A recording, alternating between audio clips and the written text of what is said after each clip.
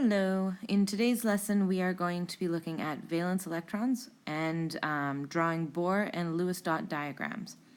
The learning intention for today is to identify valence electrons and create Bohr and Lewis-Dot diagrams for elements. The first thing you need to do is you need to write the learning intention in your notebooks, please. It should be about page 57. So if you have a look over here, set up page 57 or your next input page for your Cornell notes. Write the objective, the title, and the date. Once you've done that, your science starter for today is to go back to kind of touching on what we did last lesson with calculating the number of protons, electrons, and neutrons. And you need to look up on the periodic table what the atomic number and mass of nickel and iron are, and calculate how many protons, electrons, and neutrons there would be in each. Then Mr. White is going to hand out to you the output page, which is Lewis-Dot diagrams.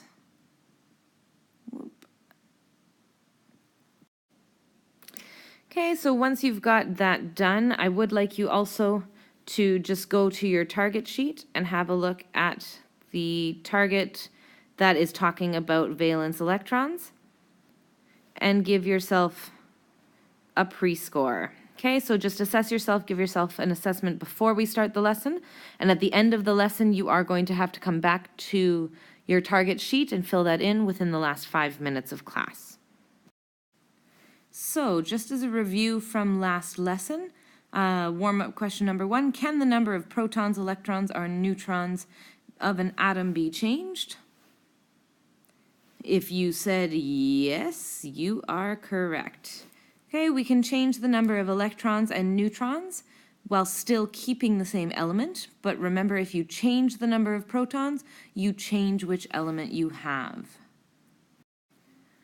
So, looking at the second warm-up question, what is the main difference between these two elements? They are both black solids. One is shinier than the other, but keep in mind that their physical properties, although they might be similar, they are different elements. And one of the ways that we know they're different elements is by the number of protons. Okay, by adding one more proton, boron is no longer boron. It does not have the same chemical and physical properties. Its properties are going to change when it becomes carbon. So you do need to write this down in your notes. It was covered in the last lesson, but this time you need to have it in your Cornell notes. What happens when you change the number of protons? Well, the number of protons, when you change it, you change the element. Okay, so please write this down on page 57. All right, in this slide, we're looking at what happens when you change the number of electrons. Again, this is kind of looking at the same sort of things we did in the last lesson, but you will have to write a few things down. So when you change the number of electrons, you end up creating what we call an ion.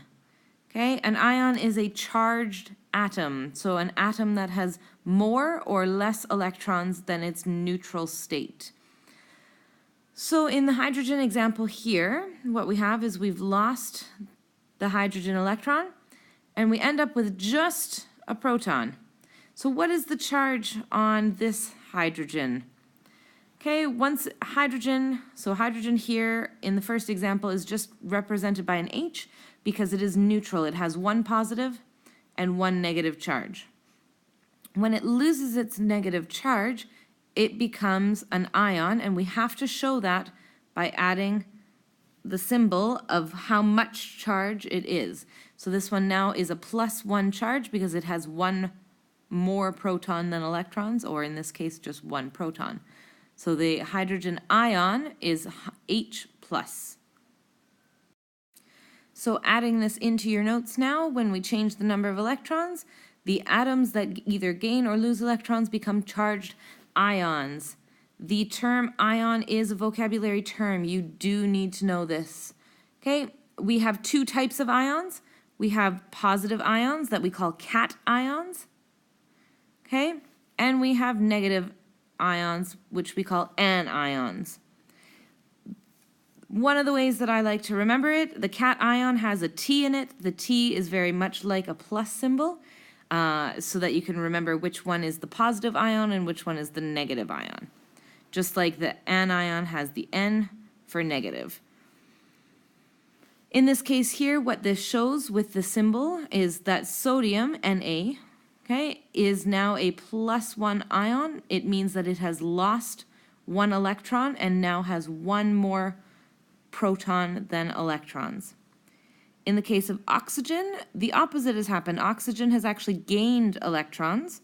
It's gained 2 electrons, so it's gained 2 negative charges and has become a negative ion. Moving on to changing the number of neutrons now. Again, you do need to have this in your notes. When we change the number of neutrons, we are creating what we call an isotope. So an isotope is the same element. It is still neutral because it has the same number of protons and electrons, okay? But it has a different mass. So when it has a different mass, it means we've lost or gained neutrons. Remember that the mass of the atom is made up of the protons and the neutrons in the nucleus. So we are going to introduce the first of our 2 diagrams. These are Bohr diagrams. Oop, there we go.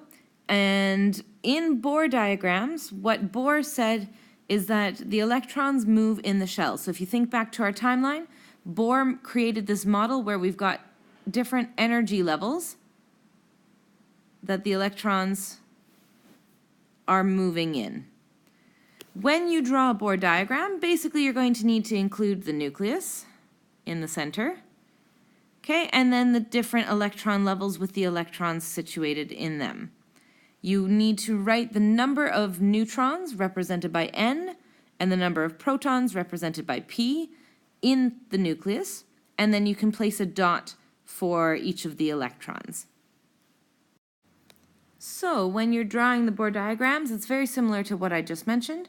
You first need to draw a circle for the nucleus, write the number of protons and the number of neutrons inside it. Then you draw a ring around the nucleus, and you have to draw as many rings as you happen to need for all of the electrons.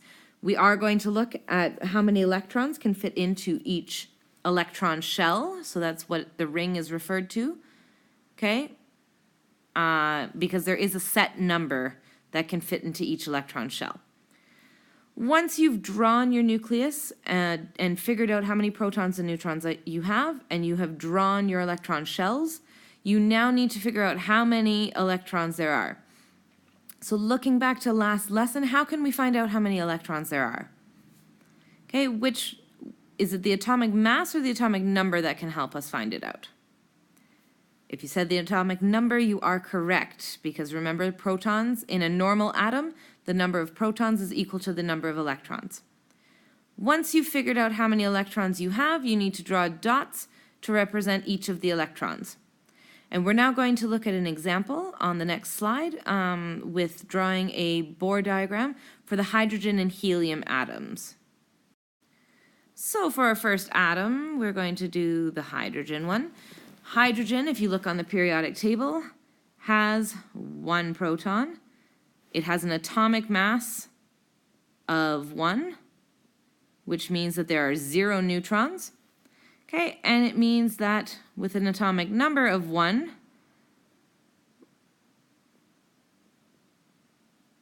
there we go, it has 1 electron. Okay, helium, moving a step up, has a mass of 4 and an atomic number of 2. So what we need to do is we need to draw our nucleus. You're going to put 2 protons, okay, from their atomic number. Okay. You need 2 neutrons as well, because our mass is equal to protons plus neutrons. Okay, so 2 plus 2 is equal to 4. And then we need our electrons. So you draw your energy shell, and we're going to place our 2 electrons into that energy shell. Remember, protons, is equal to electrons with the atomic number. So that is basically how you do a Bohr diagram. You're going to have to practice a few now with a few other elements as well. Just before you move on to practicing drawing your own Bohr diagrams, we do need to address how many electrons can go in each energy level or each shell, because each shell can only hold so much. It can only hold so many electrons and so much energy. In your notes, if you could please write down electron shells. The first one, so the closest to the nucleus and the smallest shell, can hold 2 electrons. And then moving outwards, the second shell can hold 8 electrons. And then if we had a third shell here, it would also hold 8 electrons. The periodic table, in our next lessons coming up, you're going to discover kind of a little bit more of how it was made. But one of the really interesting things is the periodic table actually shows you how many electron shells are going to be found in each atom. So what we have here is we have the periods. The periods are basically the rows that occur in the periodic table. And each row increases in how many energy or electron shells there are. So the first row has 1 shell. The second row has 2 shells. The third row, here in yellow, has 3 shells, and so on and so on. Looking at how that translates to the number of electrons that it has, if an atom or if an element is in the first row, so the first period, it will have 1 electron shell and it can have a maximum of 2 electrons. Moving up, if it has 2 shells, it can have a maximum of 10 total, but 8 in the second shell. The third shell can hold 8 maximum, and then the fourth and fifth can actually hold 18 electrons maximum, whereas the 6th and 7th hold 32. So you might be thinking to yourself, how do I remember the number of electrons that fit in each shell? Good question. We're going to give you a couple of analogies here. Well, really only one analogy for you to remember, but hopefully it helps. So the first electron shell is kind of like one of your fancy sports cars. In this case, we've got a 2014 Maserati Gran Turismo, where, well, although this picture actually shows that it has 4 seats, think of it as a coupe, which only has room for 2 people. Okay, 2 people fit. That's as many electrons as fit in the first shell. Moving up, the next 2 shells are a lot larger. They're like your family-sized vehicles. So in this case, we've got a Yukon Denali, which can hold a maximum of 8 passengers. In grade 8, the first 3 shells is basically what we are going to look at. These are the elements that we are going to focus on. However, some of you may want to move further on to elements that are within periods 4, 5, 6, and 7, including what we have here, which are the transition metals. Okay, these are a little bit more complicated, but we will be looking at them a little bit and introducing them this year. So if you want to challenge yourself and try to make a little bit harder elements and Bohr diagrams, you are welcome to move on to periods 4, 5, 6, and 7. So if you are moving on, the way that you can remember this is that our 4th and 5th shells is like a party limo that can hold a maximum of 18 people. And the 6th and 7th are much, much bigger, with a touring bus that can hold 32. Now, something to keep in mind, though, is that the electrons always fill the closest shell first. So they fill the lowest energy level first, meaning the closest to the nucleus. So if you cannot fill your coupe sports car, you cannot be trying to fill the Denali, all right? So now it's your turn to practice some Bohr diagrams. You should have already drawn or glued in the output page for the Lewis-Dot diagrams, but there is a little bit of blank space at the bottom. So you've got this, what looks kind of like this for your Lewis-Dot, and there is some blank space here. Please put your Bohr diagrams in that blank space. You need to draw 2 Bohr diagrams, one for chlorine and one for oxygen. You are welcome to use your laptop to find a periodic table so that you can find the mass and the atomic number, or go to the back of the classroom to use the periodic table that is posted there. You do need to pause the video now and do your practice before moving on. So I hope you did pause the video before moving on, but if you didn't, you will now see what your output diagrams should look like. So what we have here in our first one is chlorine. We've got our protons and neutrons in the middle. I am going to have to double check our atomic mass though, just to make sure that that is correct. But you can also do that by looking at your periodic table. And then we've got our 17 electrons in each of the shells. You'll notice in the first shell, let me find my highlighter here. We've got 2 electrons. Then we move on and we've got 1, 2, 3, 4, 5, 6, 7, 8. And then we'll use another color. In our next shell, we've got 1, 2, 3, 4, 5, 6, 7. Okay, adding up to a total of 17. If we look at oxygen, which is the other example, oxygen has 8 protons, 8 neutrons, and 8 electrons.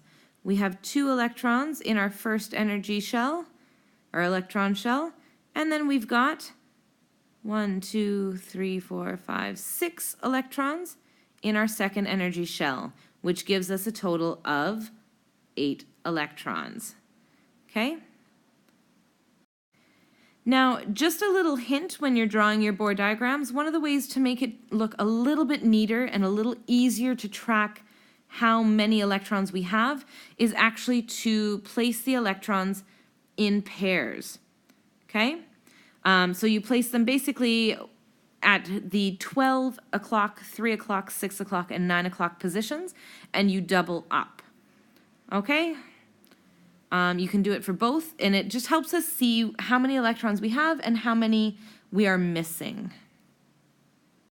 So you might be thinking, that is a lot of electrons to draw. If we get to the larger elements, that is a lot of energy levels and a lot of electrons that I have to place. Is there an easier way? Well, the answer is yes, there is. So, if you don't want to draw all those electrons, or, as you move up in through high school, you will end up using valence electrons and what we call Lewis-Dot diagram, so another type of diagram. So what is a valence electron? Well, a valence electron is the electrons that are found in the, whoops, that's not my pen, that is a highlighter. The valence electrons are the electrons that are found in the outermost shell, so the very last shell here. So in this case, whoops, now I do want the highlighter. There we go. These last shells here that I'm highlighting now are the valence electrons.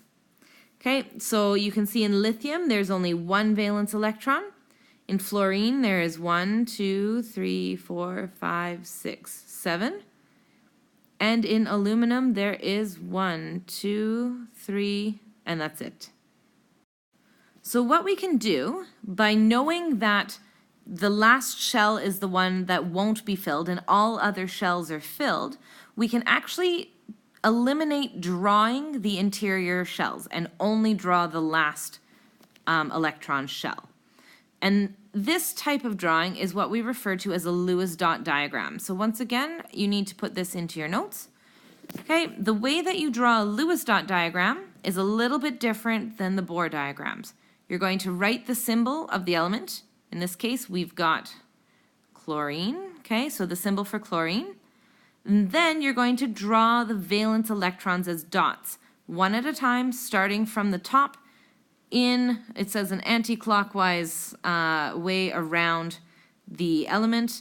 I personally have usually done them in a clockwise fashion, but you know, you need to go around in one direction or the other. So we start with 1, then we move here to 2, 3, 4, and then we start doubling up.